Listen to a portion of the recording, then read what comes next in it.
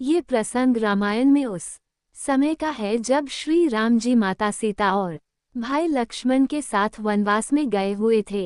एक रात की बात है, माता कौशल्या जी को सोते समय अपने महल की छत पर किसी के चलने की आहट सुनाई दी। उनकी नींद खुल गई। पूछा कौन है, पता चला श्रुतकीर्ति जी यानी शत्रुघ्न जी की पत्नी और कौशल्या जी की सबसे छोटी बहू है। माता कौशल्या ने उन्हें नीचे बुलाया। श्रुतकीर्ति जी नीचे आई, माता के चरणों में प्रणाम करके खड़ी हो गई। तब माता कौशल्या ने पूछा, श्रुति इतनी रात को अकेली छत पर क्या कर रही हो बेटी, क्या नींद नहीं आ रही? शत्रुघ्न कहाँ है? श्रुतकीर्ति की आंखें ये सुनते ही आंसुओं से भर गई और माँ की छाती से चिपई गोद में सिमट गई। बोली, माँ उन्हें देखे तो 13 वर्ष हो गए। उफ! कौशल्या जी का हृदय कांप उठा। तुरंत आवाज लगाई, सेवक दौड़े आए। आधी रात को ही पालकी तैयार की गई। आज शत्रुघ्न जी की खोज अवश्य होगी। अब माँ शत्रुघ्न जी को खोजने के लिए चल पड़ी। आपको पता है शत्रुघ्न जी आई कहाँ मिले? अयोध्या जी के जिस दरवाजे के बाहर भरत जी नंदीग्राम में तपस्वी होकर रहते हैं, उसी दरवाजे के भीतर एक पत्थर की शिला है। उसी शिला पर अपनी बाह का तकिया बनाकर शत्रुघ्न जी आई लेटे मिले। माँ सिरहाने पर बैठ गई, बेटे के उलझे बालों में हाथ फिराया तो शत्रुघ्न जी ने आंखें खोल दी। उठे और झट से माँ के चरणों में गिर पड़े। माँ आपने क्यों कष्ट किया, मुझे बुलवा लिया होता। बेटे की बात सुनकर माँ कौशल्या बोली, शत्रुघ्न क्या बात है, यहाँ पर क्यों हो? माँ के प्रेम भरे वचन सुनकर शत्रुघ्न जी की रुलाई फूट पड़ी। बोले, माँ भैया राम जी तो पिताजी की आज्ञा से वन में चले गए भैया। लक्ष्मण जी उनके पीछे पीछे चले गए भैया। भरत भी नंदीग्राम में है। क्या ये महल, ये रथ, ये राजसी वस्त्र विधाता ने केवल मेरे लिए ही बनाए हैं? माता कौशल्या जी अपने पुत्र शत्रुघ्न जी की यह बात सुनकर निरुत्तर रह गई। देखिए क्या है ये राम कथा, ये भोग की नहीं त्याग की कथा है। ये त्याग की ही प्रतियोगिता चल रही है। सभी इस प्रतियोगिता में प्रथम है, कोई पीछे रहना ही नहीं चाहता। चारों भाइयों का प्रेम और त्याग एक दूसरे के प्रति अद्भुत, अभिनव और अलौकिक है। रामायण जीवन जीने की सबसे उत्तम शिक्षा देती है। भगवान श्री राम को 14 वर्ष का वनवास हुआ तो उनकी पत्नी सीता जी ने भी सहज खुशी खुशी वनवास स्वीकार कर लिया, किंतु बचपन से ही बड़े भाई की सेवा में रहने वाले लक्ष्मण जी भला अपने भाई राम से इतने वर्षों तक कैसे दूर रह जाते?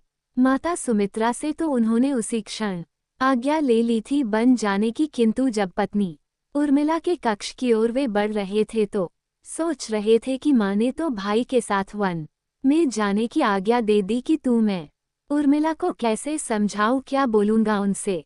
यही सोच विचार करके लक्ष्मण जी जैसे ही अपनी पत्नी के कक्ष के बाहर पहुंचे तो देखा उर्मिला जी तो आरती का थाल लेकर खड़ी थी और बोली, आप मेरी चिंता छोड़कर प्रभु श्री राम जी की सेवा में वन को जाओ। मैं आपको नहीं रोकूंगी, मेरे कारण आपकी सेवा में कोई बाधा नहीं आई, इसलिए साथ जाने की बिल्कुल जिद भी नहीं करूंगी। लक्ष्मण जी को कहने में संकोच हो रहा था। उन्हें अपनी पत्नी से वन में जाने की आज्ञा लेने के लिए मन में संकोच करना पड़ रहा था, हिचकिचाहट हो रही थी, किंतु उनके कुछ कहने से पहले ही उर्मिला जी ने उन्हें इस असमंजस से बाहर निकाल दिया। वास्तव में यही एक पत्नी का धर्म है कि पति संकोच में पड़े उससे पहले ही पत्नी उसके मन की बात जानकर उसे संकोच से बाहर निकाल दे। लक्ष्मण जी चले गए, किंतु 14 वर्षों तक उर्मिला ने भी एक तपस्विनी की तरह कठोर तप किया वन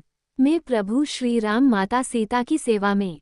लक्ष्मण जी कभी सोए ही नहीं, परंतु उर्मिला ने भी अपने महलों के द्वार कभी बंद नहीं किए और सारी रात जाग जाग कर उस दीपक की लौ को बुझने नहीं दिया। मेघनाथ से युद्ध करते समय जब लक्ष्मण जी को शक्ति लग गई और हनुमान जी उनके लिए संजीवनी का पर्वत लेकर लौट रहे थे, तब बीच में हनुमान जी अयोध्या के ऊपर से जा रहे थे। तब भरत जी ने उन्हें राक्षस समझकर उन पर बाण चला दिया, जिसके कारण हनुमान जी गिर गए। तब हनुमान जी ने सारा वृतांत भरत जी को सुनाया कि सीता जी को रावण हरक ले गया और लक्ष्मण जी युद्ध में मूर्छित हो गए हैं। ये सुनते ही कौशल्या जी कहने लगी कि राम को कहना कि लक्ष्मण के बिना अयोध्या में वापस लौटकर मत आना, अयोध्या में लक्ष्मण के बिना पैर भी मत रखना, श्री राम वन में ही रहे। माता सुमित्रा कहती है कि राम से कहना कि कोई बात नहीं, अभी शत्रुघ्न है, मैं उससे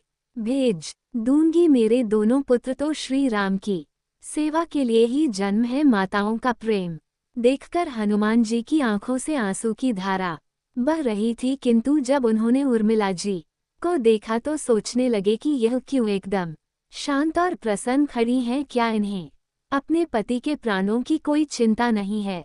इनके पति मूर्छित हुए पड़े हैं, इनके पति के प्राण संकट में है, फिर भी यह मुस्कुरा रही है। तब हनुमान जी ने उनसे पूछा, देवी आपकी प्रसन्नता का कारण क्या है? आपके पति के प्राण संकट में है, सूर्य उदय होते ही सूर्य कुल का दीपक बुझ जाएगा। लेकिन उर्मिला जी का उत्तर सुनकर तीनों लोकों का कोई भी प्राणी उनकी वंदना किए बिना नहीं रह पाएगा। उर्मिला जी बोली, मेरा दीपक संकट में है, वह बुझ ही नहीं सकता। रही बात सूर्योदय की, तो आप चाहे तो कुछ दिन अयोध्या में विश्राम कर लीजिए, क्योंकि आपके वहां पहुंचे बिना सूर्य उदित हो ही नहीं सकते। आपने कहा कि प्रभु श्री राम मेरे पति को अपनी गोद में लेकर बैठे हैं।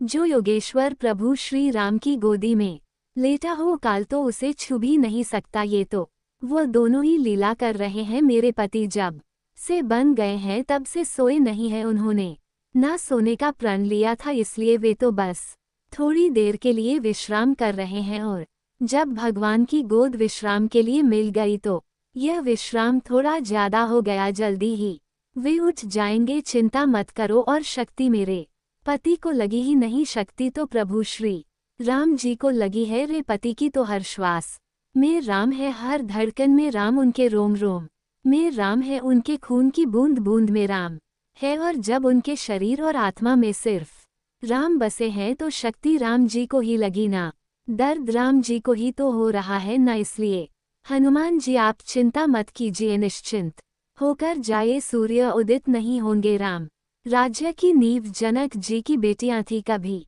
सीता जी तो कभी, और मिला भगवान श्री राम ने तो केवल राम राज्य का कलश स्थापित किया था, किंतु वास्तव में राम राज्य इन सबके प्रेम, त्याग, समर्पण और बलिदान से ही संभव हो सका।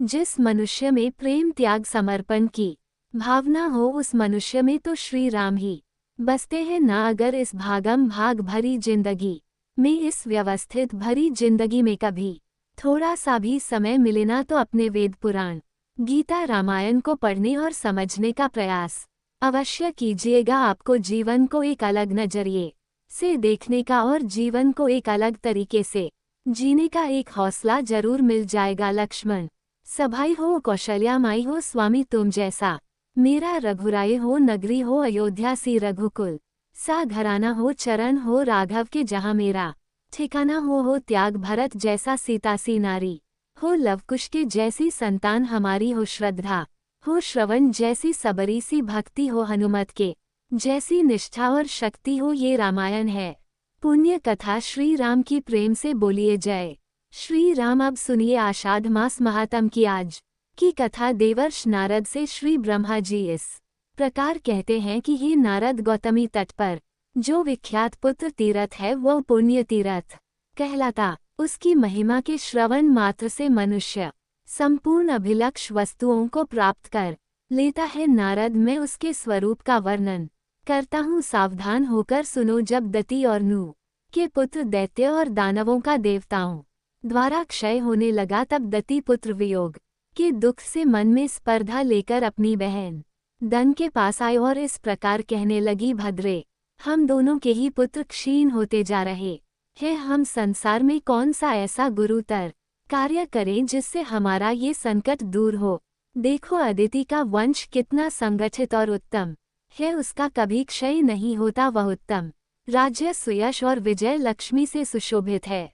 अदिति की संतानों का वैभव और अभ्युदय देखकर मैं ईर्ष्या में दुबली होती जा रही हूँ, संभव है जीवित भी न रह सकूँ। अदिति के महान श्व पर दृष्टि डालते ही मैं अवर्णनीय दुरावस्था का अनुभव करने लगती हूँ। दावनल में प्रवेश कर जाना भी सुखद है, किंतु स्वप्न में भी सौत की समृद्धि नहीं देखी। जाति नू कहने लगी, भद्रे तुम अपने गुणों से पतिदेव कश्यप जी को संतुष्ट करो, अगर स्वामी संतुष्ट हो गए तो तुम संपूर्ण अभीष्ट वस्तुओं को प्राप्त कर लोगी। तब बहुत अच्छा कहकर दती ने सब प्रकार से कश्यप जी को संतुष्ट किया।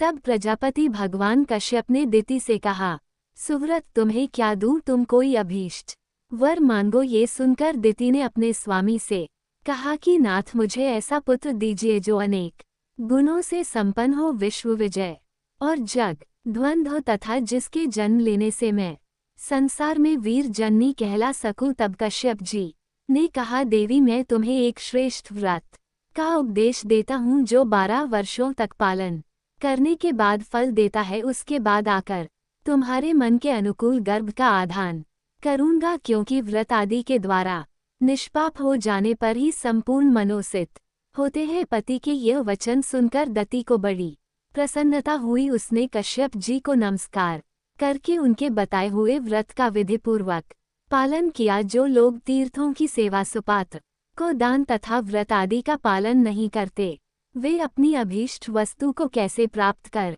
सकते हैं। द्वितीय का व्रत पूरा होने पर कश्यप जी ने गर्भाधान किया और एकांत में अपनी प्रिय पत्नी दिति से कहा, सुचि स्मते तपस्वी मुनि भी विहित कर्म की अवहेलना करने से मनोवांछित पदार्थ नहीं पा सकते, अतः तुम्हें कोई भी निंद कर्म नहीं करना चाहिए। दोनों संध्याओं के समय सोना, कहीं जाना अथवा बाल खोले रहना निषिद्ध है। संध्या काल भूतों से व्याप्त रहता है, अतः उस समय जम्हाई लेना और भोजन करना भी मना है। ये सभी कार्य सदा ओठ में ही करने चाहिए। विशेषतः हंसना तो दूसरों के समान हो ही नहीं। संध्या काल में कभी कमरे के भीतर ना रहे। प्रिय मूसल, खल, सूप, पीड़ा और ढक्कन आदि को दिन या रात में कभी ना लागना। उत्तर की ओर सिरहाना करके तथा संध्या काल में कभी मत सोना। झूठ मत बोलना। संध्या काल में दूसरों के घर ना जाना। पति के सिवा और किसी पुरुष पर कहीं भी दृष्टि ना डालना। इस प्रकार कश्यप जी ने आगे कहा कि यदि निरंतर इन नियमों का पालन करती रहोगी तो तुम्हारा पुत्र त्रिभुवन के ऐश्वर्य का भागी होगा। दति ने स्वामी के समक्ष प्रतिज्ञा की कि हे स्वामी, मैं इन नियमों का भी ठीक ठीक पालन करूंगी। फिर कश्यप जी देवताओं के यहाँ चले गए। इधर दद का पुण्य जनित बलवान गर्भ दिनों दिन बढ़ने लगा। इन सब बातों को मनामक दैत्य अपनी माया के बल से जानता था। उसकी इंद्र से मित्रता थी, दोनों में बड़ा प्रेम था। उसने एक दिन इंद्र के पास एकांत में जाकर विनय पूर्वक कहा, हे देवराज, दति और नू ने विशेष अभिप्राय से कश्यप जी को संतुष्ट किया है और दति का गर्भ दिनों दिन बढ़ रहा है। उस गर्भ में नाना प्रकार की शक्ति है। नारद जी ने ब्रह्मा जी से पूछा कि हे देवेश्वर, महाबली मय नामक दैत्य तो नमुच का प्रेराता है और नमु जी इंद्र के हाथ से मारा गया। फिर उसकी अपने ही भाई के शत्रु से मित्रता कैसे हुई। देवर्षि नारद के पूछने पर ब्रह्मा जी ने उन्हें बताया कि पूर्व काल में नमु दैत्यों का राजा था। उसका इंद्र के साथ बड़ा भयंकर वैर हुआ। एक समय की बात है, इंद्र युद्ध छोड़कर कहीं जा रहे थे। ये देखकर दैत्य राज नमु भी उनके पीछे लग गया। उसे आगे देख इंद्र भय से व्याकुल हो गए और ऐरावत हाथी को छोड़कर समुद्र के फेन में घुस गए। फिर वज्र में फेन लपेटकर उस फेन से ही इंद्र ने अपने शत्रु का संहार कर डाला। जब नमुच की मृत्यु हो गई तब उसके छोटे भाई मय ने अपने बड़े भाई के घातक का विनाश करने के लिए बड़ी भारी तपस्या की। उसने अनेक प्रकार की माया प्राप्त की जो देवताओं के लिए भी अत्यंत भयंकर थी। उसने संपूर्ण लोकों को शरण देने वाले भगवान विष्णु से भी वर प्राप्त किया। मैं दानी और प्रियभाषी था। उसने इंद्र को जीतने के लिए अग्नि और ब्राह्मणों का पूजन आरंभ कर दिया। वह याचकों को मुँह मांगी वस्तुएं देने लगा। बंदी जन सदा उसकी स्तुति करते थे। इंद्र ने वायु से अपने मायावी शत्रुमय की गतिविधि जान ली। तब से वे ब्राह्मण का वेश बनाकर एक दिन उसके पास गए और कहने लगे, दैत्य, आज मैं याचक हूँ, मुझे मनवांछित वर दीजिए। मैंने सुना है आप दाताओं के सिरमों हैं और मैंने ये भी सुना है कि आपके द्वार पर आया हुआ याचक कभी खाली हाथ नहीं लौटता, इसलिए मैं आपके पास आया हूँ। मैंने भी उन्हें ब्राह्मण जानकर कह दिया कि दिया हुआ ही समझो सामने याचक को पाकर दाता यह विचार नहीं करते कि थोड़ा दूर या अधिक उसके। इस प्रकार कहने पर इंद्र बोले, मैं तुम्हारे साथ मित्रता करना चाहता हूँ। ये सुनकर माँ नामी दैत्य ने कहा, विप्र ऐसे वर से क्या लाभ, आपके साथ मेरा वैर तो है नहीं। तब इंद्र ने अपने वास्तविक रूप को प्रकट किया। इंद्र को पहचान कर मैं के मन में बड़ा विस्मय हुआ, कहने लगा, सखे ये क्या बात है, तुम तो वज्रधारी हो, तुम्हारे योग्य ये कार्य नहीं है। इंद्र ने हंसकर माँ को हृदय से लगाया और कहने लगे, विद्वान पुरुष किसी भी उपाय से अपने अभीष्ट कार्य की सिद्धि किया करते हैं, तभी से माँ के साथ इंद्र की गहरी मैत्री हो गई। मैं सदा के लिए इंद्र का हिताशी हो गया और मुनि उसने इंद्र भवन में जाकर सब बातें भी बताई, साथ ही इंद्र को माया भी प्रदान की। इंद्र ने प्रसन्न होकर पूछा, मैं बताओ अब मुझे क्या करना चाहिए। मैंने कहा, देवराज अगस्त्य मुनि के आश्रम पर जाओ, वहीं गर्भवती दति रहती है, उसकी सेवा करते हुए आश्रम में कुछ दिन बिताओ। फिर अवसर देखकर वज्र हाथ में लेकर दिति के गर्भ में प्रवेश कर जाओ और उस वज्र से बढ़ते हुए गर्भ के टुकड़े टुकड़े कर डालो, इससे तुम्हारे उस शत्रु का अस्तित्व ही मिट जाएगा। देवराज इंद्र ने बहुत अच्छा कह मय की प्रशंसा की और विनीत की भांति माता दति के पास गए। वहां जाकर दैत्य माता की सेवा में लग गए। उनके मन में क्या है इस बात का दति को कुछ नहीं पता था। उनके गर्भ में जो मुनि का अमोघ तेज था वह किसी के लिए भी दुर्लभ था। देवराज इंद्र गर्भ के भीतर प्रवेश करने की इच्छा से अवसर की प्रतीक्षा करते हुए बहुत समय तक वहां रहे। एक दिन द्वितीय संध्या का काल में उत्तर की ओर सिराना करके सो रही थी। इंद्र ने मन में कहा, यही अच्छा अवसर है। ऐसा कहकर वे वज्र हाथ में लेकर दिति के उदर में प्रवेश कर गए। गर्भ में जो बालक था वह आयुध लिए मारने की इच्छा से आए हुए इंद्र को देखकर तनिक भी भयभीत नहीं हुआ और कहने लगा, वज्रधारी इंद्र, मैं तुम्हारा भाई हूँ, तुम मेरी रक्षा क्यों नहीं करते? क्या मुझे मारना चाहते हो? युद्ध के बिना अन्य अवसर पर किसी को भी मारने से बढ़कर भला दूसरा कोई पाप होगा क्या? मैं गर्भ से बाहर आ जाऊं तब तुम मुझसे युद्ध कर लेना। यहाँ आकर इस प्रकार मारना तुम्हारे लिए उचित नहीं होगा। बड़े लोग विपत्ति में पड़ने पर भी कुमार्ग परद पैर नहीं रखते। मैंने ना तो अभी विद्या पढ़ी है, ना शस्त्र चलाना सीखा है और ना आयुध का संग्रह ही किया है। तुम तो विद्वान हो, तुम्हारे हाथ में वज्र भी शोभा पा रहा है। क्या मुझे समय तुम लज्जा नहीं आती? कुलीन पुरुष भी कभी कुत्सित कर्म नहीं किया करते। मुझे मारने से तुम्हें क्या मिलेगा? यश या पुण्य? गर्भ में आए हुए प्राणी इच्छा अनुसार मारे जा सकते हैं, किंतु इसमें कौन सा पुरुषार्थ है भाई? यदि तुम्हें युद्ध से प्रेम है और तुम मुझसे युद्ध करना ही चाहते हो, मुझे मारना ही चाहते हो, तो निसंदेह चले आओ। ऐसा कहकर वह बालक भी इंद्र की ओर मुख का तानकर खड़ा हो गया और कहने लगा, इंद्र, मुझे मारने से तुम बलशाली ब्रह्मघाती और विश्वासघाती कहलाओगे, यही तुम्हें फल मिलेगा। फिर किस लिए मुझे मारने को तैयार हुए हो? संपूर्ण चराचर जगत जिसकी आज्ञा के अधीन चल रहा हो, वो मुझ जैसे अबोध बालक की हत्या करे, इसमें कौन सा यश और क्या पुरुषार्थ है? गर्भ का बालक यूं ही कहता रहा, किंतु देवराज इंद्र ने अपने वज्र से उस बालक के टुकड़े टुकड़े कर दिए। सच है, क्रोधात और लोभी मनुष्य को किसी पर भी दया नहीं आती। इतने पर भी गर्भस्थ बालक की मृत्यु नहीं हुई। तब सभी टुकड़े जीवित बालकों के रूप में परिणत हो गए और दुख से रोते हुए कहने लगे, क्यों मारते हो? हम तुम्हारे भाई हैं। किंतु इंद्र ने उनकी एक बात भी नहीं सुनी। उन टुकड़ों के भी टुकड़े टुकड़े कर डाले, लेकिन वे भी जीवित होकर ने लगे, इंद्र, हमें मत मारो, हम तुम पर विश्वास करते हैं। इस समय माता के गर्भ में पड़े हैं और तुम्हारे ही भाई समान है। परंतु कौन सुनता था? जिनकी बुद्धि द्वेष से नष्ट हो गई हो, जिनके चित्त में करुणा का एक कण भी नहीं रह जाता। गर्भ के सभी टुकड़े हाथ पैर और नूतन जीव से युक्त हो गए, उनमें किसी प्रकार का विकार नहीं रह गया। उनकी संख्या 1 से बढ़कर 49 हो गई है।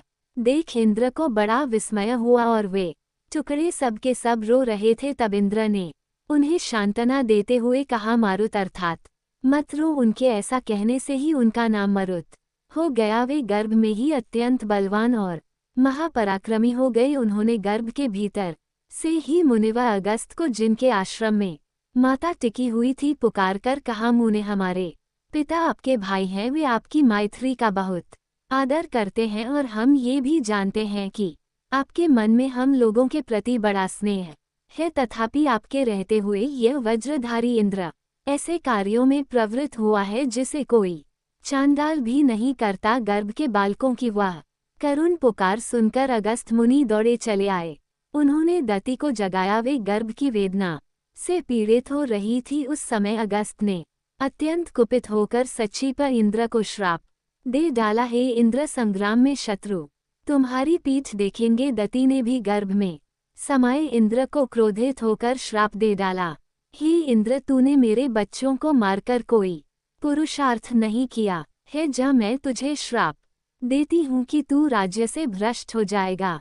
उसी समय वहां प्रजापति कश्यप जी भी आ पहुँचे। अगस्त मुनि के मुख से इंद्र की यह कुत्सित चेष्टा सुनकर उन्हें भी बड़ा दुख हुआ। कश्यप जी कहने लगे, बेटा, गर्भ के बाहर निकलो, तुमने ये क्या पाप कर डाला। उत्तम कुल में उत्पन्न पुरुष कभी पाप में मन नहीं लगाते। पिता का यह आदेश सुनकर वज्रधारी इंद्र गर्भ से बाहर निकले। उस समय लज्जा के मारे उनका मुंह नीचे हो रहा था। वे बोले, पिताजी, जिस साधन से मेरा कल्याण हो अब वो बताए, मैं उसे अवश्य करूँगा। तब कश्यप जी लोकपालों के साथ मेरे पास आए और हे नारद, सभी बातें बताकर पूछने लगे कि हे ब्रह्मा जी, दति के गर्भ की शांति, गर्भस्थ बालकों की इंद्र के साथ मित्रता, उन बालकों की निरोग, इंद्र की निर्दोष तथा अगस्त के दिए हुए श्राप का क्रमशः उद्धार कैसे हो। तब मैंने कश्यप से कहा, प्रजापति, तुम वो लोकपालों तथा इंद्र को साथ लेकर शीघ्र ही गौतमी नदी के तट पर जाओ और वहां स्नान करके सबके साथ महादेव जी की स्तुति करो। फिर शिव की कृपा से सबका कल्याण ही होगा। अच्छा, ऐसा ही करूँगा। ऐसा कहकर कश्यप मुनि गौतमी नदी के तट पर चले गए और देवेश्वर भगवान शिव की स्तुति करने लगे। समस्त दुखों को दूर करने के लिए दो ही देवता समर्थ बताए गए हैं, एक तो परम पवित्र गौतमी नदी और दूसरे करुणानिधि शिव। कश्यप जी बोले, देवेश्वर शंकर, मेरी रक्षा कीजिए। लोकबंधित परमेश्वर, मेरी रक्षा कीजिए। सबको पवित्र करने वाले वागीश, रक्षा कीजिए। सर्पों का आभूषण पहनने वाले शिव, रक्षा कीजिए। धर्म स्वरूप वृषभ पर सवारी करने वाले हे देवता, रक्षा कीजिए। तीनों वेद जिनके नेत्र है ऐसे भगवान त्रिलोचन, रक्षा कीजिए, रक्षा कीजिए। गज चर्म का वस्त्र धारण करने वाले शर्व, मेरी रक्षा कीजिए। त्रिपुर हर, रक्षा कीजिए। अर्धचंद्र से विभूषित हे नाथ, रक्षा कीजिए। यज्ञेश सोमनाथ, रक्षा कीजिए। मनवांछित फलों के दाता, रक्षा कीजिए। करुणा धाम, रक्षा कीजिए। मंगल दाता, रक्षा कीजिए। सबकी उत्पत्ति के हेतु भूत परमात्मा, रक्षा कीजिए। पालन करने वाले हे वास्तव, रक्षा कीजिए। भास्कर वितेश, रक्षा कीजिए। ब्रह्म वंदित शिव, रक्षा कीजिए। सिद्धेश्वर, रक्षा कीजिए। हे पूर्ण परमेश्वर, आपको नमस्कार है। करुणा सागर शिव, भयंकर संसार रूपी दुर्गम प्रदेश में विचरने के कारण जिनका चित्त उद्विग्न हो रहा है, ऐसे जीवों के लिए आप ही शरण है। इस प्रकार स्तुति करने वाले कश्यप जी के समक्ष भगवान शंकर प्रकट हुए और उनसे वर मांगने के लिए कहा। कश्यप जी ने विनीत होकर भगवान शिव से इंद्र की समस्त चेष्टाओं का विस्तार पूर्वक वर्णन किया।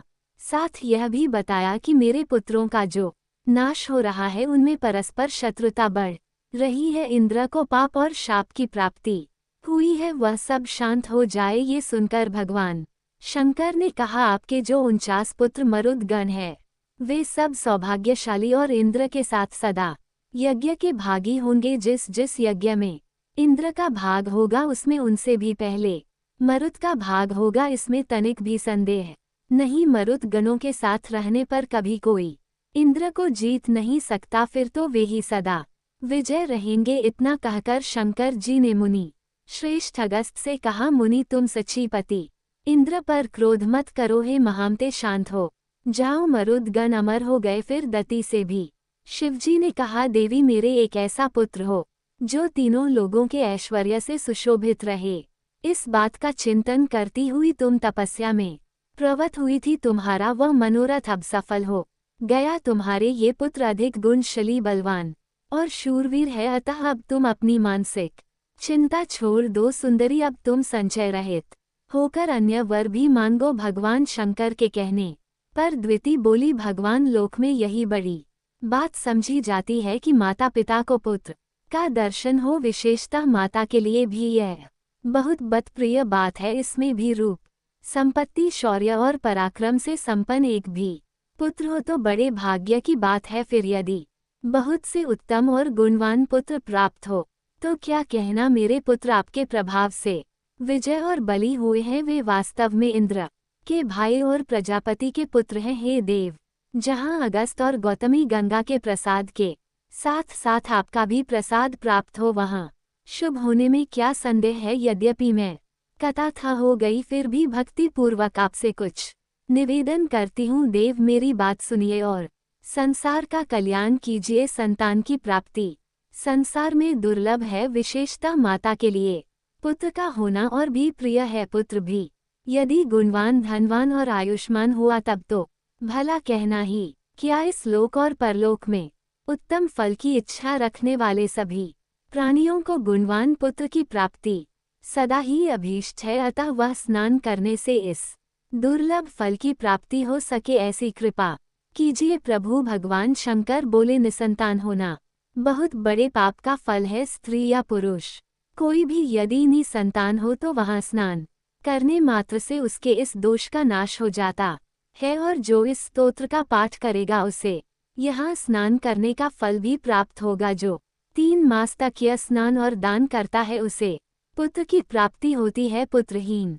स्त्री यहाँ स्नान करके पुत्र प्राप्त कर सकती है।